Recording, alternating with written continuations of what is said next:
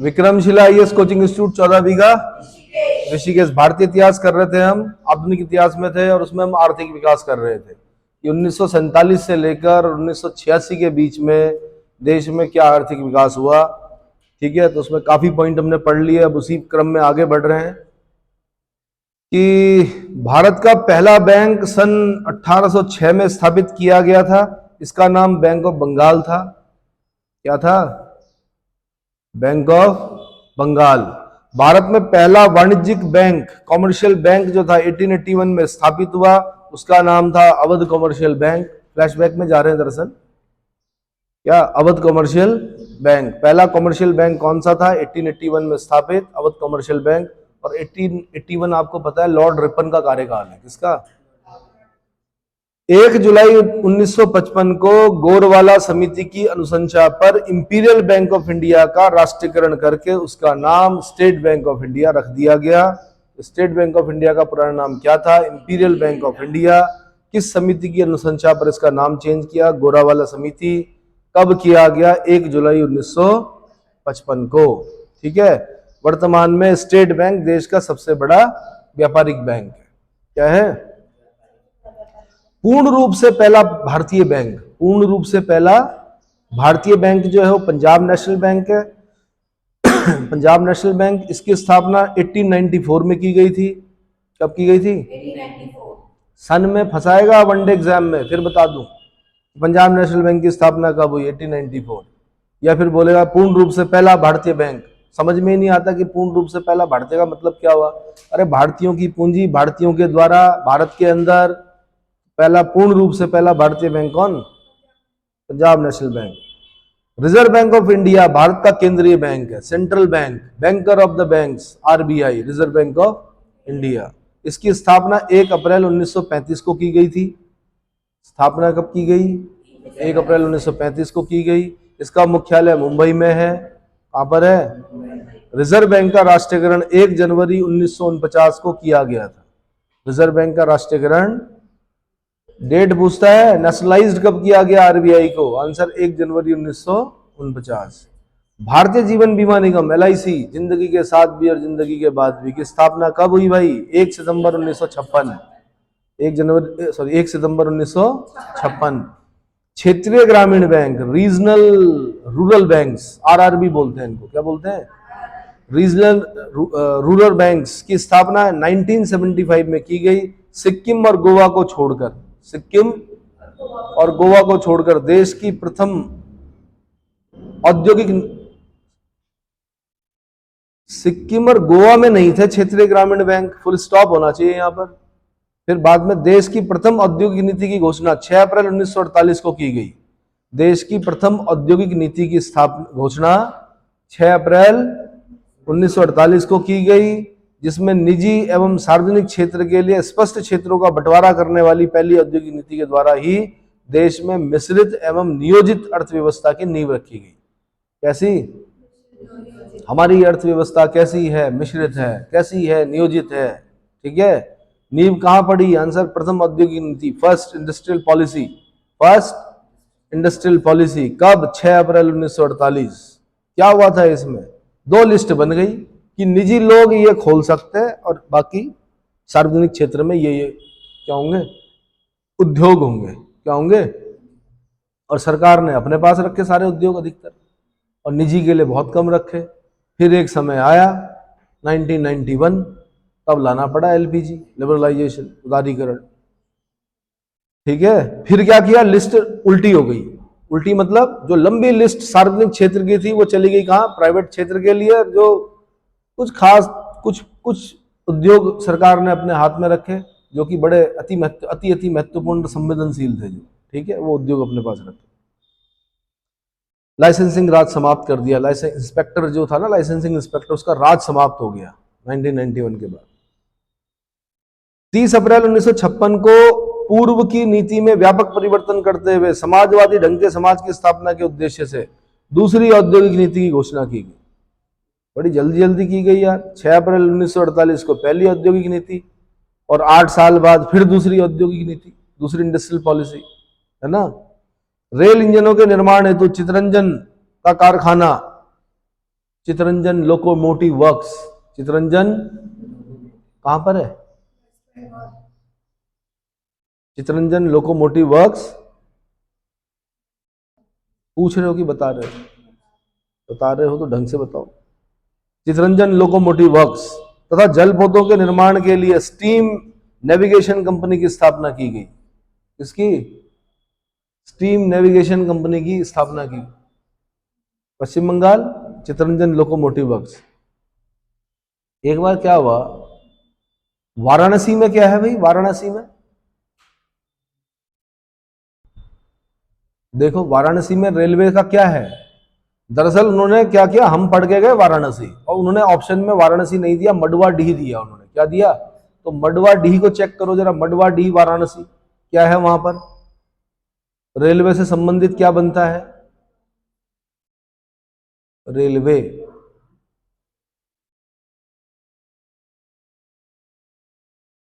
ऐसा ना, इंजन कहीं बनते हैं, कोच कहीं पर बनते हैं, व्हील कहीं पर बनते हैं, तब जाके असेंबल होती है, तब बनती है क्या? Diesel locomotive works. डीजल के जो इंजन बने वो मडवाडीह वाराणसी में बने। हम पढ़ के गए वाराणसी, मडवाडीह पता ही नहीं था। जैसे आईडीपीएल है, माना ऑप्शन ऋषिकेश ना आए, वीरभद्र आ जाए तो आधे लोगों को पता ही ना चले, है ना? ऐसे ही मडवाडीह वैसे ही है, जैसे यहाँ हमारे यहाँ वीरभद्र है ना, वैसे वहां मडवाडीह वाराणसी। डीजल लोकोमोटिव, लोकोमोटिव बोलते हैं इंजन को, क्या बोलते हैं? अगर कहीं पे इंट्रीगल कोच फैक्ट्री लिखा होगा तो कोच मतलब डब्बे, कोच मतलब डब्बे, रेल के डब्बे। जनरल की बोगी आपने भोगी हो या ना भोगी, पर हमने भोगी। आप तो समृद्धि में पैदा हुए, हम लोग लखनऊ से खड़े खड़े आए भाई ऋषिकेश हरिद्वार तक। किसमें? जनरल के डब्बे में। तब समझ में आया, पहले ऐसा लगता था यार जनरल में इतने हार्ड क्यों बनाए हुए रहते हैं, जो सीट्स वगैरह होती है ना, इस पे क्यों स्पंज क्यों नहीं लगा देते भाई? जैसे आप उस पे लगाते हो, क्या बोलते हैं, फर्स्ट एसी सेकंड एसी, सब एक जैसा कर दो। उस दिन समझ में आया क्यों नहीं लगाते। पहली बार देखा कि, युवा अवस्था की बात कर रहा हूँ, पहली बार देखा कि पंखों के ऊपर जूते रखे हुए हैं, चप्पल रखे हुए हैं, एक ने एक के सर पे पैर रखे हुए, दूसरे दूसरे के सर पे, बहुत सारी चीजें जिसे बोलते हैं। और जो एक वो चेन खींचने वाला सिस्टम होता है, वो भी क्या कर रखा था, लॉक कर रखा था। बहुत सारी चीजें सीखने को मिली। भारत के अगर दर्शन करने हैं तो क्या कीजिएगा, जनरल की बोगी में सफर कीजिएगा। इसमें वहां मिलेगा आपको असली भारत। कहां? जनरल की बोगी में। चलिए जी, रेल इंजनों के निर्माण हेतु चितरंजन का कारखाना और जलपोतों के निर्माण के लिए स्टीम नेविगेशन कंपनी की स्थापना की गई। विदेशी पूंजी के सहयोग से निजी क्षेत्र में अमेरिका की एस्सो तेल कंपनी द्वारा 1954 में ट्रॉम्बे में एक तेल शोधन कारखाना यानी रिफाइनरी स्थापित की गई। क्या की गई? तेल शोधन कारखाना, रिफाइनरी, ट्रॉम्बे में 1954 में अमेरिका की एस्सो तेल कंपनी के सहयोग से। द्वितीय पंचवर्षीय योजना में पेरियार, मचकुंड, सिलेरू, कुंडा, कोयला, नेरीपंगलम, सोलायार, सबरीगिरी, गांधी सागर, रिहंद परियोजनाओं को कार्यान्वित किया गया। एक बार उत्तर प्रदेश में खाली इतना क्वेश्चन पूछा, यूपी पीसीएस में, रिहंद बांध आपने कई बार सुना था, हमने भी सुना था। रिहंद किसकी ट्रिब्यूटरी है? कि रिहंद बांध है ना, रिहंद किसकी सहायक नदी है? क्या सोन की है? रिहंद किसकी ट्रिब्यूटरी है भाई? सोन की है। सोन नदी की ट्रिब्यूटरी है, और सोन नदी दक्षिण से उत्तर की ओर जाकर गंगा में मिलती है। अधिकतर जो सहायक नदियां हैं गंगा की, वो बाईं ओर से मिलती हैं, ये दाईं ओर से मिलती है। कौन? गंगा, सोन और पुनपुन के संगम पर बसाया गया था पाटलिपुत्र कवि। किसके द्वारा? किसके द्वारा बसाया गया था पाटलिपुत्र? सुने हो पाटलिपुत्र के बारे में? किसने बसाया था? उदयन ने बसाया था। किसने? दो ऑप्शन देगा आपको वो, आपने बोलना है कि अजात शत्रु के पुत्र उदयन ने बसाया। किसने? अजात शत्रु के पुत्र उदयन ने बसाया। एक वत्सराज भी है उदयन, उसने नहीं बसाया। वत्सराज उदयन ने नहीं बसाया। किसने बसाया? हरियंक वंशी। ठीक है, आगे। अच्छा, एक बार यह भी पूछा, गांधी सागर, जवाहर सागर और राणा प्रताप सागर, किस पर है ये, सुना है? सागर है ये, मतलब ये रिजर्वायर है एक तरह के। तो गांधी सागर, जवाहर सागर आपका मध्य प्रदेश में पड़ता है, राणा प्रताप सागर आपका चंबल नदी पर कहां पड़ता है आपका, राजस्थान में पड़ता है। राजस्थान वालों ने राणा के नाम पे रखा, राणा प्रताप सागर, और इधर वालों ने, मध्य प्रदेश वालों ने गांधी सागर और जवाहर सागर रखा। जो रिजर्वायर है, मतलब डैम बने हुए ना, उसके पीछे पानी इकट्ठा होता है। जैसे हमारी टिहरी डैम, टिहरी झील जिसको बोलते हैं सुमन सागर, स्वामी रामतीर्थ सागर बोलते हैं, ऐसे ही। भैया ये भी पता होना चाहिए आपको, पेरियार कहाँ है? पेरियार केरला में है, केरला में है। क्या है ये? अरे यार, नदी भी है, झील भी है, वन्य जीव अभ्यारण्य नेशनल पार्क भी है, और एक पेरियार उपनाम भी है, ईवी रामास्वामी नायकर पेरियार। कौन थे? हाँ, father of the Dravidian movement, E V Ramasamy Naicker Periyar. कहाँ के थे वो? भाई पेरियार ठीक है केरला में, पर ईवी रामास्वामी नायकर कहाँ के थे? और नायकर तो बाद में बने, वैसे तो नायंगर और आयंगर प्रथा थी दक्षिण भारत में, वहीं से नायकर नायकर बने हो। हाँ जी, कहाँ के थे? तमिलनाडु के थे। अधिकतर लोग क्या लगाएंगे? केरल लगाएंगे। तो थे वो तमिलनाडु के, लेकिन नाम उनका E V Ramasamy Naicker Periyar, father of Dravidian movement. बहुत महान व्यक्ति जिसे बोलते हैं, इंटेलिजेंट, इंटेलेक्चुअल। द्वितीय पंचवर्षीय योजना में देश में पेट्रोलियम पदार्थों की मांग में पर्याप्त वृद्धि हो गई थी। भाई क्या हो गई थी? ये दुर्भाग्य रहा इस देश का कि अभी भी ना हम खाली 20% पेट्रोलियम अपने मतलब जितनी आवश्यकता है उसका सिर्फ 20% अपने देशों के ऑफशोर और ऑनशोर से प्राप्त करते हैं। बाकी 80% जो पेट्रोलियम आ रहा, हम दूसरे देशों पर क्या है, निर्भर है। और हमारे जो संसाधनों का आधे से अधिक जो लग गया ना पैसा, वो किस पर लग गया? पेट्रोलियम पदार्थों पर लग गया, आयात पर लग गया। और चलो हमने मंगा लिया, आयात कर लिया, उसमें भी जो आधे से अधिक जो हमारा फूक गया पेट्रोल, वो जाम में फंस गया। मतलब जो जाम लगते हैं, तो आपने देखा होगा कि कोई गाड़ी बंद नहीं करता है, सब क्या करते हैं? और तेज हॉर्न मारते हैं, और तेज क्या बोलते हैं, एक्सेलेटर देते हैं। यानी सामान्य तेल उतना नहीं फूकता जितना आपका कहां पर, जाम में फूकता है। क्लच प्लेट फूक जाती है, तो नुकसान होता है ऐसे में देश को। इसीलिए सड़कें कैसी होनी चाहिए भाई? इतनी चौड़ी होनी चाहिए और ऐसी व्यवस्थाएं होनी चाहिए कि जाम ना लगे। चलो जी आगे। ऋषिकेश जाम से त्रस्त है भाई इस समय। और क्या हो रहा है? देश के ही क्या, नागरिकों के भी संसाधनों का क्या हो रहा है? नुकसान हो रहा है। द्वितीय पंचवर्षीय योजना में ब्रिटिश काल टैक्स तेल कंपनी द्वारा सन 1957 में विशाखापत्तनम में एक तेल शोधन कारखाना स्थापित किया गया। क्या किया गया? ऑयल रिफाइनरी स्थापित की गई। हमारी द्वितीय पंचवर्षीय योजना का मुख्य उद्देश्य ग्रामीण भारत का पुनर्निर्माण करना। ग्रामीण भारत का पुनर्निर्माण करना, भारत में औद्योगिक प्रगति की नींव रखना, कमजोर और अपेक्षाकृत अधिकारहीन वर्ग को उन्नति के समान अवसर प्रदान करना तथा देश के सभी क्षेत्रों को संतुलित विकास करना है। किसने कहा था? पंडित जवाहरलाल नेहरू ने कहा था। किसका कथन है? पंडित जवाहरलाल नेहरू।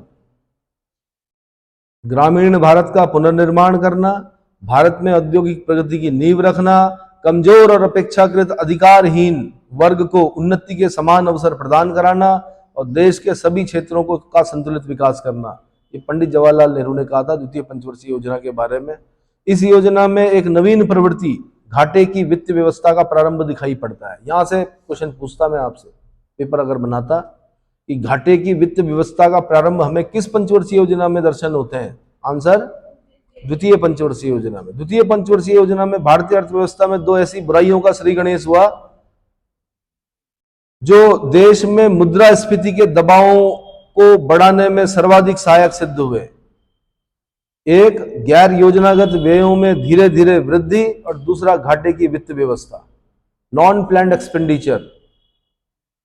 क्या दो तरह के एक्सपेंडिचर होते हैं सरकार के, एक होता है प्लान्ड एक्सपेंडिचर, एक होता है नॉन प्लान्ड एक्सपेंडिचर। एक होता है योजनागत व्यय, एक होता है गैर योजनागत व्यय। तो गैर योजनागत व्ययों में धीरे धीरे वृद्धि हुई, घाटे की वित्त व्यवस्था हुई, मुद्रास्फीति का दबाव बढ़ा, इन्फ्लेशन। इकोनॉमिक्स मैंने पढ़ा रखा है, सारे लेक्चर बता रखे हैं आपको, तो उसको पढ़िए कि मुद्रास्फीति, इन्फ्लेशन क्या होता है, डिफ्लेशन क्या होता है, रिफ्लेशन क्या होता है ना, वहां पे समझ में आएगा आपके।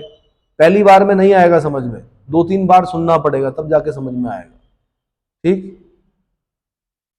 इस योजना की असफलता के कारण 10 जून 1966 को भारतीय मुद्रा का 36.5% अवमूल्यन करना पड़ा। देखो ना, डिवैल्यूएशन करना पड़ा। और कल भी बताया था मैंने आपको कि आयात को हतोत्साहित करने और निर्यात को प्रोत्साहित करने के लिए किसी भी देश की सरकार अपनी मुद्रा का अवमूल्यन यानी डिवैल्यूएशन कर सकती है, यानी डॉलर के मुकाबले अपनी मुद्रा को का रेट क्या कर सकती, गिरा सकती है, लेकिन एक निश्चित सीमा तक, क्योंकि कुछ इंटरनेशनल लॉज होते हैं, उससे ज्यादा नहीं।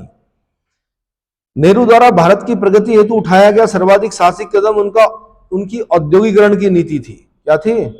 थोड़ा सा यहाँ अंतर था सोच में, गांधी जी की सोच में और नेहरू जी की सोच में ये अंतर था। गांधी भी देश विदेश घूमे थे। आपको पता ही है कि जो इंडस्ट्रियल रिवॉल्यूशन शुरू हुआ वो इंग्लैंड से हुआ। नेहरू भी इंग्लैंड घूमे थे और गांधी भी घूमे थे, लेकिन गांधी ने खोजा था कि क्या कॉटेज इंडस्ट्री होनी चाहिए। क्या होनी चाहिए? कॉटेज इंडस्ट्री होनी चाहिए। उन्होंने कहा गांव का देश है यार भारत, यहाँ पर कॉटेज इंडस्ट्री होनी चाहिए। नेहरू ने कहा नहीं जी, यहाँ तो हैवी इंडस्ट्री होनी चाहिए। क्या होनी चाहिए? और गांधी जी तो चले गए 1948 में, तो नेहरू जी स्वतंत्र हो गए अपनी पॉलिसी को क्या करने के लिए। अगर गांधी जिंदा रहते तो मुझे नहीं लगता कि द्वितीय पंचवर्षीय योजना में वो हैवी इंडस्ट्री को क्या करते, प्रमोट करते। कहीं ना कहीं वो रोकते। क्या बोलते नेहरू, ये ठीक नहीं है क्या, हैवी इंडस्ट्री, कॉटेज इंडस्ट्री को क्या करो। अब इस चीज को हम समझ ही नहीं पाए यार, इसीलिए आज भी ग्रुप सी और ये सरकारी नौकरियां और ये जो बड़े बाबू की तैयारी कर रहे हैं आप लोग, बड़े बाबू मतलब आईएएस है ना, पीसीएस वगैरह, बड़े बाबू हो गए एक तरह से। अब इनकी तैयारी कर रहे हैं, नौकरियों पर निर्भर है। कॉटेज इंडस्ट्री के कंसेप्ट को जापान ने समझा। जापान कॉटेज इंडस्ट्री के आधार के दम पर क्या बना, विकसित राष्ट्र बन गया एशिया का। हम लोग नहीं बन पाए सारे संसाधनों के होते हुए भी। अभी भी समय है, उद्यमी बनो, क्या करो, उद्योग लगाओ। चलो, तो नेहरू के अनुसार वास्तविक प्रगति आखिरकार औद्योगिकरण पर ही निर्भर होगी, और औद्योगिकरण निर्भर होता है भारी उद्योगों पर, ऐसा नेहरू का सोचना था। नेहरू ने किसी भी राष्ट्र के त्वरित आर्थिक विकास के लिए उस राष्ट्र का औद्योगिकरण करना अत्यंत आवश्यक माना है। समुचित औद्योगिक विकास के लिए एक निश्चित, सुनियोजित और प्रगतिशील औद्योगिक नीति की आवश्यकता होती है। औद्योगिक नीति के द्वारा सरकार विभिन्न उद्योगों के प्रति अपनाई जाने वाली अपनी सामान्य नीतियों की घोषणा करती है, ताकि उद्योग के क्षेत्र में अनियंत्रित प्रतिस्पर्धा को रोका जा सके, उत्पादन में वृद्धि हो, लोगों की आवश्यकताओं की पूर्ति हो तथा उनके जीवन स्तर में सुधार आए। क्या है? एक शब्द बोला, अनियंत्रित प्रतिस्पर्धा। प्रतिस्पर्धा समझते हो?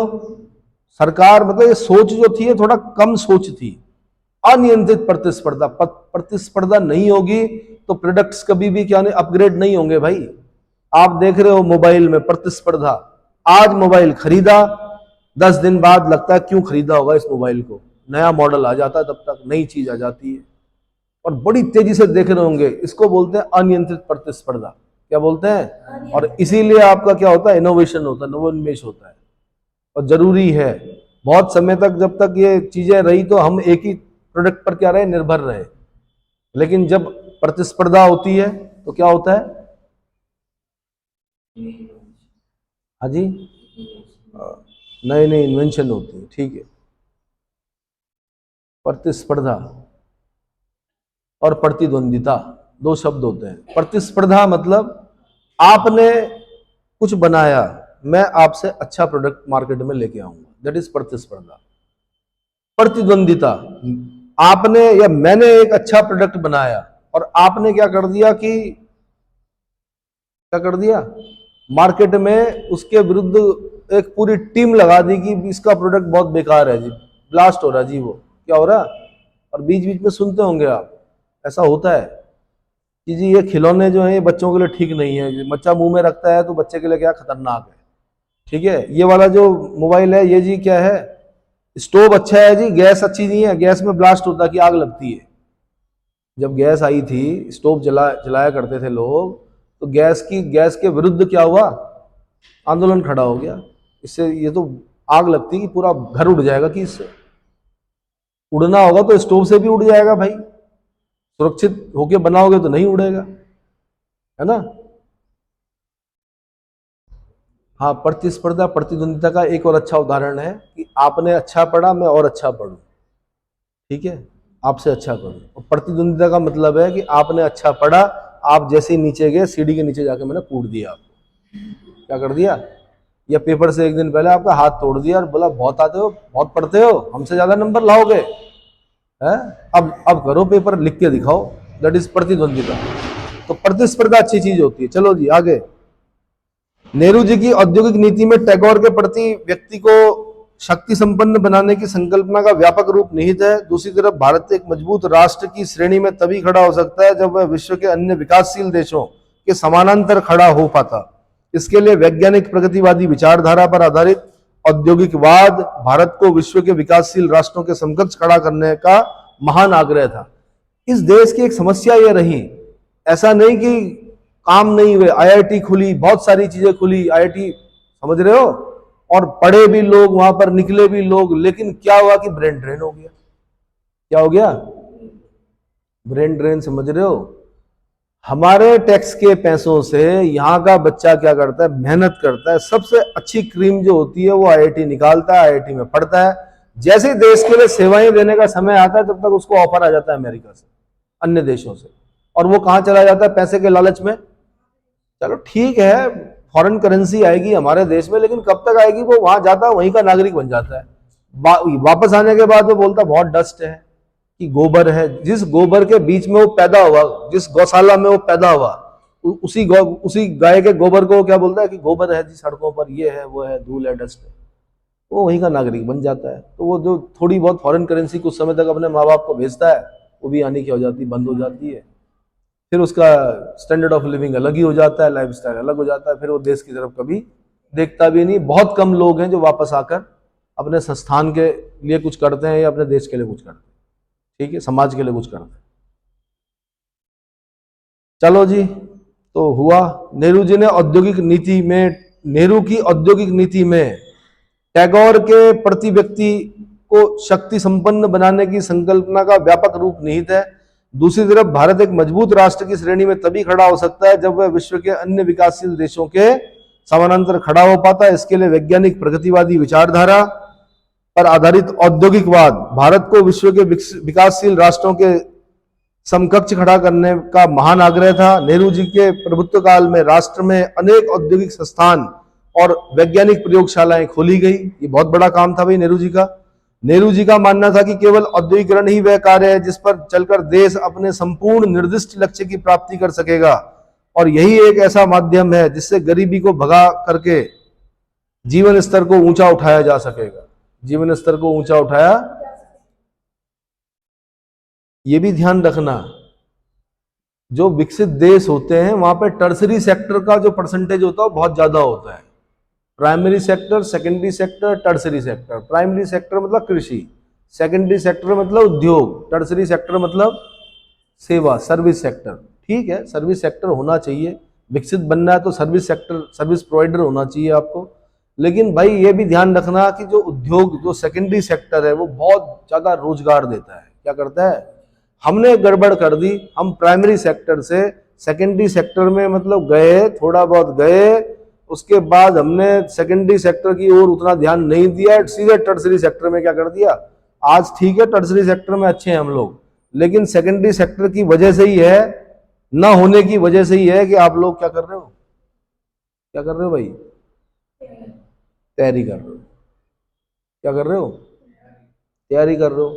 उत्तराखंड में सेकेंडरी सेक्टर आ जाए, उद्योग लग जाए, अभी देखो फिर। ठीक है, मैंने कहा उसके गलत परिणाम भी निकलेंगे, पोल्यूशन होगा, पर्यावरणीय दुष्परिणाम निकलेंगे, नदियां पॉल्यूट होंगी, लेकिन ये भी ध्यान रखना कि उद्योगों से क्या मिलता है, रोजगार मिलता है। तो पहले देखना पड़ेगा कि ये इको सेंसिटिव जोन में किस प्रकार के उद्योग लग सकते हैं। जरूरी थोड़ा कि धुआं छोड़ने वाले उद्योग लगाने हैं, अन्य प्रकार के भी तो उद्योग होते होंगे, तो वो सरकार को सोचना है, उनको अपनी नीतियों में क्या करना पड़ेगा, थोड़ा विचार करना पड़ेगा।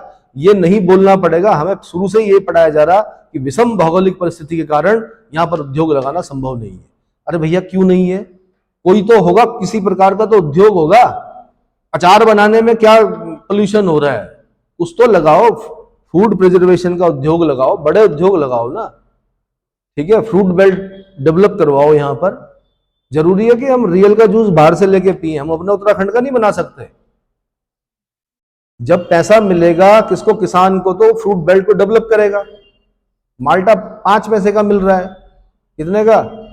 अरे भैया उद्योग लगेगा तो हो सकता है उसको 1 रुपए मिले तो वो और लगाएगा और पेड़ लगाएगा। वो तो उतना ही लगाता जितना उसके परिवार और वो दिल्ली में रहने वाले लोगों को दिए जा सके, वो उतना ही लगाता वो माल्टे, नारंगी।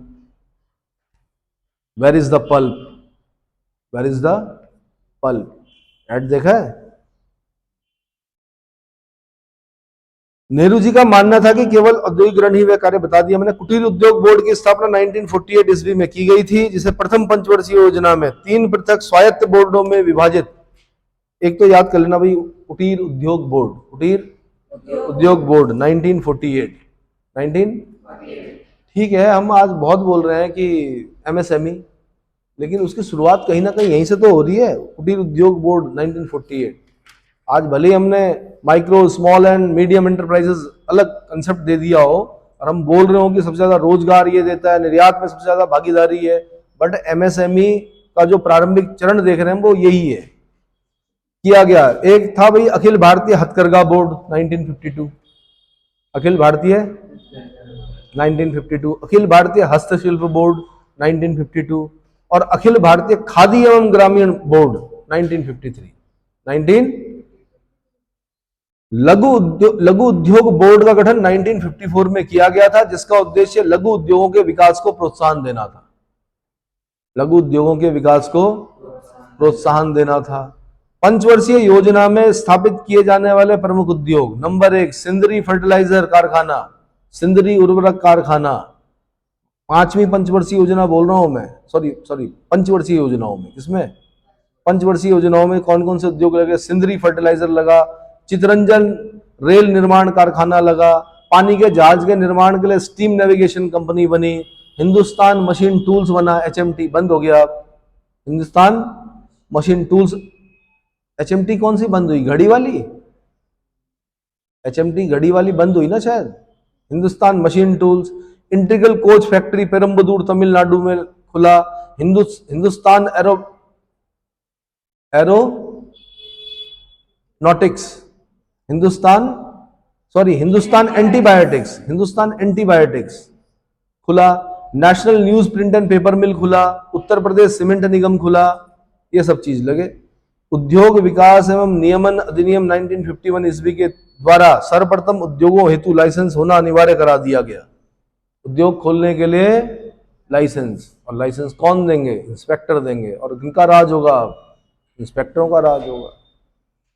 द्वितीय पंचवर्षीय योजना में स्थापित किए गए उद्योग थे दुर्गापुर इस्पात संयंत्र, पश्चिम बंगाल, ब्रिटेन के सहयोग से, ब्रिटेन की दुर्गा याद रखना है अपने, राउरकेला इस्पात संयंत्र उड़ीसा, जर्मनी के सहयोग से, जर्मनी के केले याद रखने हैं आपने, भिलाई इस्पात संयंत्र रूस के सहयोग से, रूस की सिलाई याद रखनी, सिलाई से भिलाई है ना। चौथा टिस्को और इसको, टिस्को मतलब टाटा आयरन स्टील कंपनी, और इसको मतलब अरे इसको, एक हो गया TISCO Tata iron steel company, इसको में शायद इंडियन आएगा, है इंडियन। बोकारो इस्पात संयंत्र की स्थापना चतुर्थ पंचवर्षीय योजना में रूस के सहयोग से हुई थी। बोकारो इस्पात संयंत्र की स्थापना चतुर्थ पंचवर्षीय योजना में रूस के सहयोग से किया गया था। द्वितीय औद्योगिक नीति 1956 के द्वारा औद्योगिक क्षेत्र को सार्वजनिक एवं निजी क्षेत्रों में विभाजित किया गया। सार्वजनिक और निजी क्षेत्र, सार्वजनिक मतलब पब्लिक सेक्टर, निजी मतलब प्राइवेट सेक्टर, ठीक है, ठीक है भाई। द्वितीय औद्योगिक नीति में संयुक्त क्षेत्र एवं राष्ट्रीय क्षेत्र की अवधारणा का उल्लेख किया गया था। द्वितीय पंचवर्षीय योजना में उद्योगों के विकास को ही प्रमुख लक्ष्य स्वीकार किया गया और 30 अप्रैल 1956 को नई औद्योगिक नीति घोषित की गई, जिसमें सरकार ने समाजवादी समाज की स्थापना को अपना मूल उद्देश्य निर्धारित किया। इस औद्योगिक नीति को भारत का आर्थिक संविधान भी कहा जाता है। मैं यहां से क्वेश्चन पूछता कि भारत का आर्थिक संविधान किसे कहा जाता है? आंसर 30 अप्रैल 1956 नई औद्योगिक नीति। 30 अप्रैल 1956 न्यू इंडस्ट्रियल पॉलिसी। क्लियर हो गया। अगले लेक्चर में आपको मैं भारत का वैज्ञानिक विकास बताऊंगा 1947 से 1964 के बीच में।